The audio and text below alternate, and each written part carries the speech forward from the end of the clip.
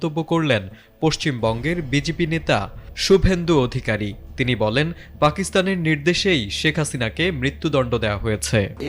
এসব জিনিস অনেক আমরা দেখেছি, এই পাকিস্তানের নির্দেশে এগুলো হয়েছে। সোমবার শুভেন্দু অধিকারী টেলিগ্রাফ ইন্ডিয়ার এক প্রতিবেদনে বলেন, এটা পাকিস্তানের নির্দেশেই করা হয়েছে এবং তা কখনোই কার্যকর হবে না। শেখ হাসিনা অন্য দেশের হলেও তিনি বাঙালি সংস্কৃতির সঙ্গে যুক্ত।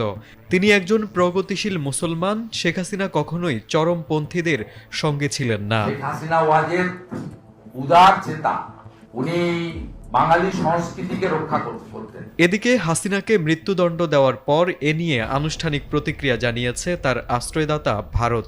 দেশটির পররাষ্ট্র মন্ত্রণালয়ের মুখপাত্র রণধীর জয়সওয়াল এক বিবৃতিতে বলেছেন, বাংলাদেশের আন্তর্জাতিক অপরাধ ট্রাইব্যুনালে নির্বাসনে থাকা হাসিনার রায় পর্যবেক্ষণ করছে ভারত।